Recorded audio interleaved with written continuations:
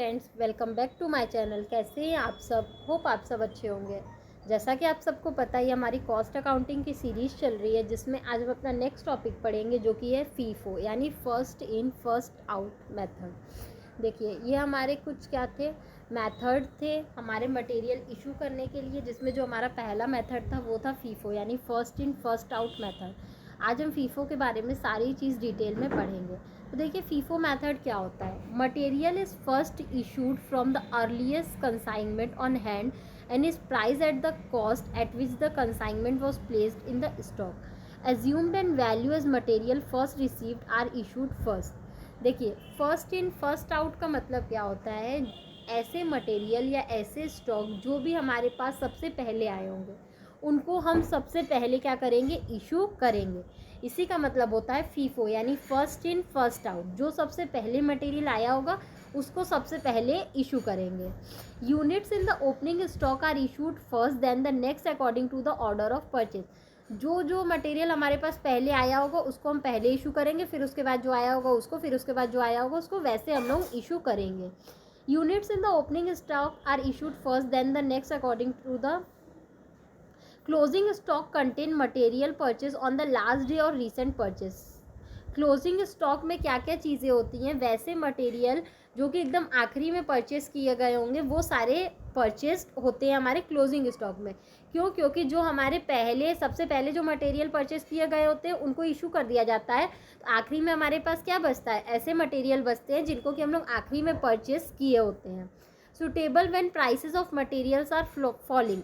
ये जो मेथड है ये आपके लिए कब सूटेबल होगा, जब कि जो भी आपके पास मटेरियल का प्राइस है वो कम हो रहा हो, ठीक है, तब आपके पास सूटेबल होता है ये मेथड। अब देखिए, इसके कुछ एडवांटेजेस है। फीफो मेथड के अपने कुछ एडवांटेजेस है। तो एडवांटेजेस क्या है? Simple and easy. This method is easy to understand and simple to operate. ये मेथड समझने में बहुत ही ज़्यादा इजी होता है और इसको ऑपरेट करना भी बहुत ही ज़्यादा इजी होता है। क्यों? क्योंकि जैसे जो भी हमें पता है कि जो भी हमारे पास पहला मटेरियल आया होगा उसको हम पहले इशू कर देंगे। नेक्स्ट है logical. It is logical method because it takes into consideration the normal practice of utilizing first those material which are received first. Thus it minimize the deterioration or obsolescence. Logical क्या होता है, इसमें बहुत ही एकदम common sense वाली बात है कि जो भी मटेरियल हम सबसे पहले परचेज किए होंगे उसी मटेरियल को सबसे पहले बेचेंगे। ये हमारा लॉजिकल थिंकिंग है। नेक्स्ट है आपका valuation of stock at market price. The price of the material in hand of the end is found almost equal to the market price of such material. जो भी हमारे पास क्या होता है, आखिरी में बचता है मटेरियल, उसका जो प्राइस होता है वो ऑलमोस्ट किसके इक्वल होता है, जो भी मटेरियल मार्केट प्राइस में चल रहा है, जो भी मटेरियल का उस टाइम मार्केट प्राइस है उसके बराबर होता है।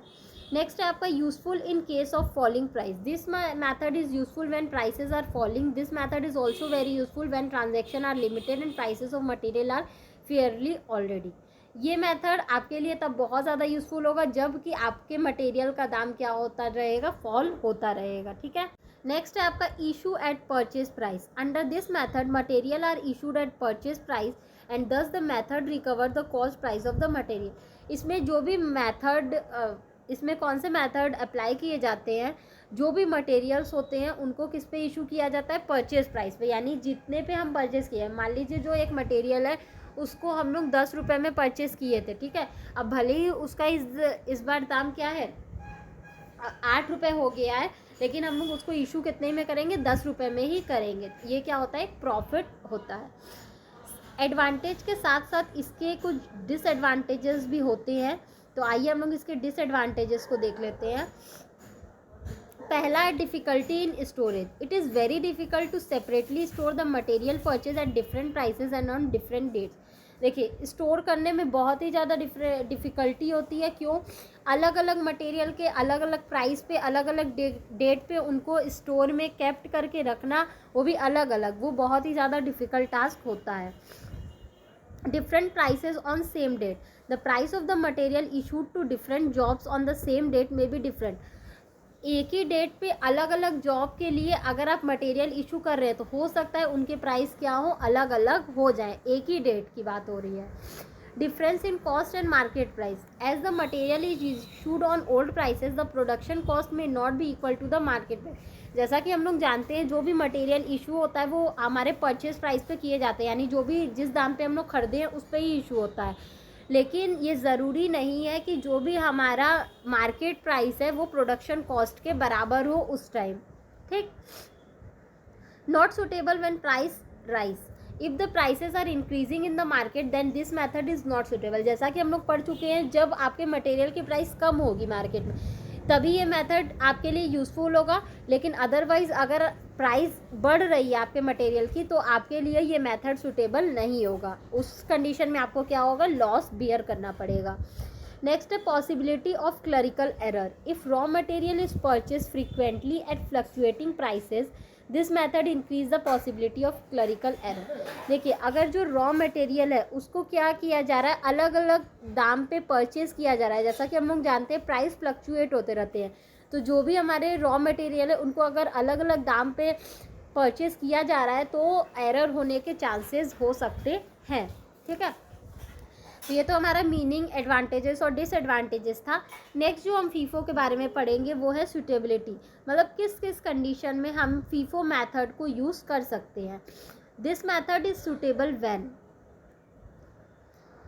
prices of material are falling in market because under this method material purchased earlier at higher price is charged to cost of production and remaining stock may be shown at replacement cost और near to recent market price। जैसा कि हम लोग पढ़ चुके हैं, जो भी आपके मटेरियल का प्राइस है अगर वो कम हो रहा है मार्केट में, ठीक है, उसकी प्राइस जो है मार्केट में कम हो रही है, तभी आप इस मेथड का यूज़ कर सकते हैं, अदरवाइज आपको लॉस बियर करना पड़ेगा। When the materials is subject to obsolescence और डिटीरियोशन, जब आपको ऐसा लगे कि आपका मटेरियल ऑब्सोलेंस है, एक्स्ट्रा हो गया, डिटीरियोशन हो गया, तो ही आप इस मेथड का यूज़ कर सकते हैं, तो ही आपके लिए ये मेथड सुटेबल होगा। नेक्स्ट है आपका इम्पैक्ट्स ऑफ फीफो मेथड। अब देखिए, हम लोग सुटेबिलिटी पढ़ लिए, अब हम लोग पढ़ेंगे कि इसका जो इम्पैक्ट होता है, फीफो मेथड यूज़ करने का इम्पैक्ट जो होता है वो क्या क्या बढ़ता है। इम्पैक्ट ऑन कॉस्ट, जब भी हम लोग फीफो मेथड का यूज़ करते हैं तो उसका इफेक्ट कॉस्ट पे क्या पड़ता है, पहले हम लोग ये देखते हैं। In this method cost of production does not reflect the current market price of material because purchase price of earliest and subsequent lots of purchase are adopted for the costing of material issued. Many a times different prices of different lots are to be used in single uses of material, issue of material. Moreover, the cost of production is understated or overstated depending upon the fluctuation in the prices of material in the market. ठीक है, देखिए जैसा इसमें बोला जा रहा है, जो भी हमारे कॉस्ट ऑफ प्रोडक्शन है वो क्या करते हैं, किसी भी तरीके का रिफ्लेक्ट नहीं करते हैं हमारे करंट मार्केट प्राइस पे। क्यों? क्योंकि इसमें ऐसा बोला जाता है कि जो भी हमारे पास सबसे पहले मटेरियल परचेस किया गया होगा उसी को हम लोग सबसे पहले इशू करेंगे और उस टाइम जिस कॉस्ट पे परचेस किया गया होगा उसी कॉस्ट पे हम लोग इशू करेंगे। ओके।